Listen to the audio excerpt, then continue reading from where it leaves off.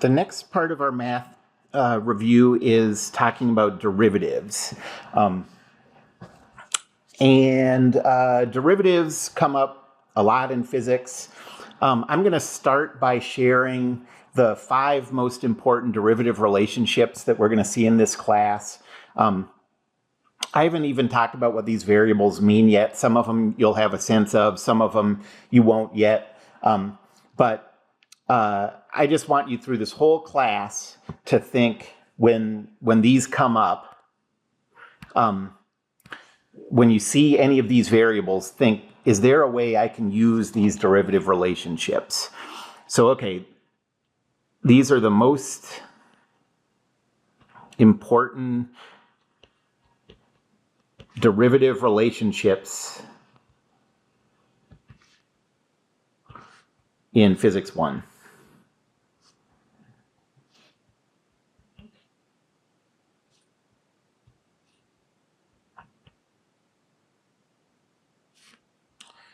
And there are 5 of them. So the first one says the velocity of a particle as a function of time is equal to the derivative with respect to time of the position. So if you know the position, how the position changes over time, you can take the derivative with respect to time and get the velocity. The second one is that the acceleration of a particle is equal to the derivative of the velocity. That also means that the acceleration is the second derivative of the position, because you take the first derivative to get the velocity and then the derivative of that to get the acceleration. The third relationship is that the angular velocity of a rigid body is the time derivative of the angular position of a rigid body.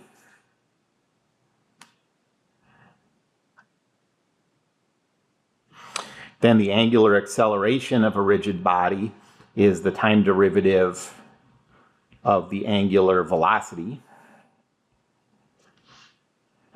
So far, all of these have been derivatives with respect to time. Now there's going to be one that is a derivative with respect to a position variable. I'm going to call it x here.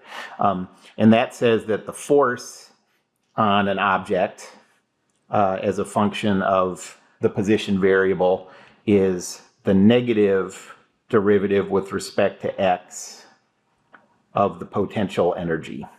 Okay, so like I said, you don't know what all of these mean yet. I haven't talked about what any of these mean, so we'll go into that in detail soon. Some of them will be a little later. But for now, I just want you to get an idea, see these variables for the first time and think, like, when I see these, I know these relationships. So these are all derivatives with respect to time. And this one is a derivative with respect to a position variable. Okay, so remember these 5 relationships, and basically, so each one of these relationships has 2 variables. That means that there are, well, I guess not quite 10, but let's see, 1, 2, 3, 4, 5, 6, 7, 8 total variables. And if you see any of these 8 variables, think, as this class goes on, is there a way I can use that derivative relationship here? Sometimes there is, and sometimes there isn't. Okay, so let's talk about just mechanically doing derivatives, taking derivatives. You've had a class where you did this,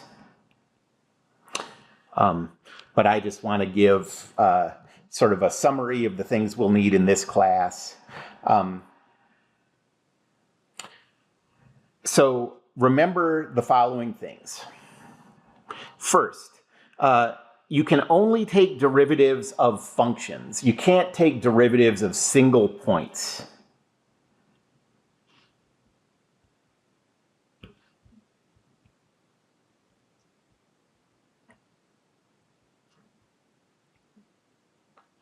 And so what I mean by that is,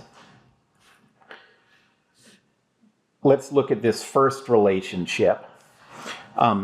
If we know an object's position at every time, we have it as a function. Like, let's say that we know that the position is equal to t squared, and that tells us the position at every time. Okay, then we can take the derivative and find the velocity at every time. But if all we're given is that at some instant the position is 5 meters, we can't do anything with that as far as derivatives go. You need the whole function. You can't do it with just a single value. The second thing that you have to remember is that derivatives always have to be with respect to something.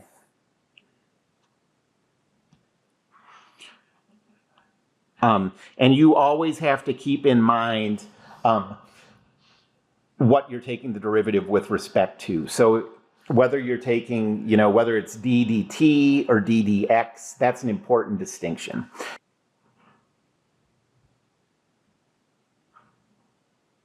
Okay, you're always taking the derivative with respect to something. And what you're taking the derivative with respect to is an important thing to remember. Okay. And we're only going to do derivatives of the simplest kinds of functions. So we'll take derivatives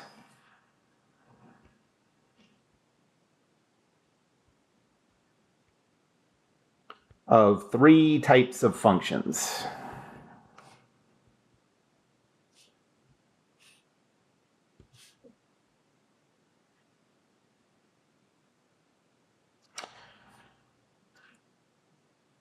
The first one is polynomials.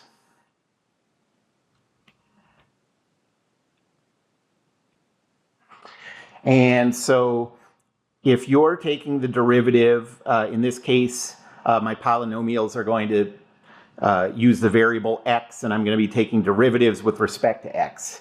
And if your polynomial term is some number, some real number c, times x to the power of r, and these are any real numbers, so c and r could be, negative 50.6, they could be negative pi, positive pi, all that kind of stuff. And if you take the derivative with respect to x of this, what you get is c times r times x to the power of r minus 1. Okay, and that works for every polynomial. The second one that's semi-related because what we get from the derivative is a polynomial. The second type is the natural log. So if you take the derivative of some real number times the natural log of x, what you get is c times 1 over x, or you can also think of that as just c over x. And then the last one is trig functions. We're just going to use sine and cosine. And so I'll break this up into 2 parts. So first, if we're taking the derivative of, let's say, c times the cosine of x, what you get is negative c times the sine of x. And if you're taking the derivative of a real number times the sine of x, what you get is positive c times the cosine of x. So there it is. That's all the derivatives you're going to have to use in this class. And so let's do a quick example.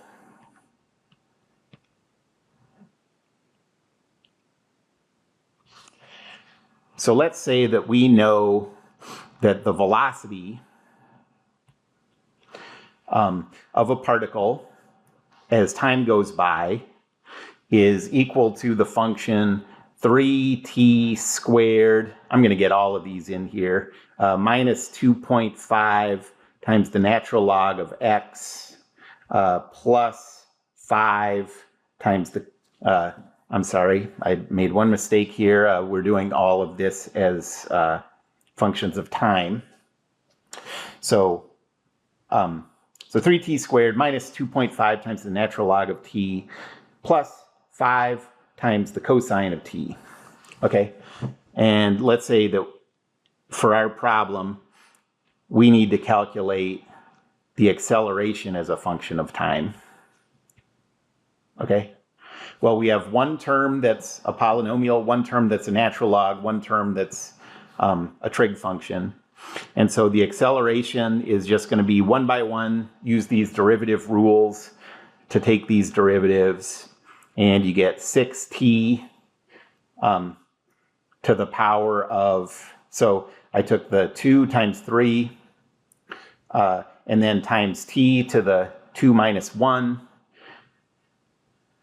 So I'll write it like that for now. Then this one is negative 2.5 over t. And then this one, if you take the derivative of the cosine, you get the negative sign. So I'm going to make this negative 5 sine of t. And then I could simplify because t to the first power is just equal to t. So let's write this as 6t minus 2.5 over t minus 5 times the sine of t. Okay?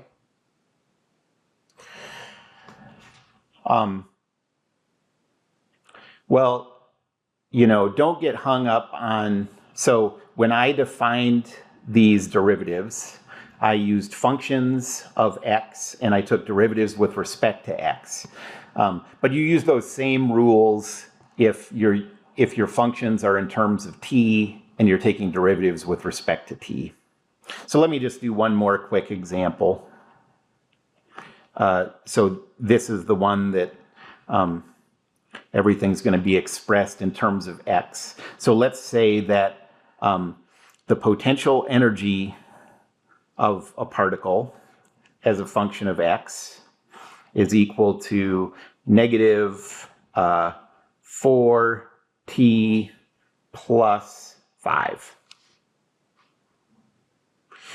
And we want to calculate the force on that particle. I did it again. Remember, this is a function of x, so I'm going to make my potential energy function this. And now we want to calculate the force on the particle as a function of x. Well, take, you know, the force is equal to negative du dx. And so I'm going to take the derivative of u,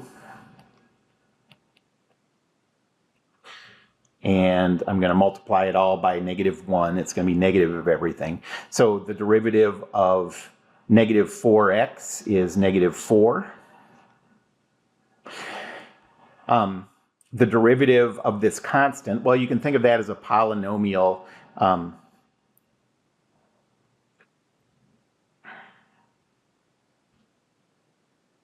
Remember that the derivative of a constant is equal to 0. So this is just going to be plus 0. And so the force as a function of x is just equal to positive 4. Okay, so that is really, in a nutshell, everything you need to know about derivatives for this class.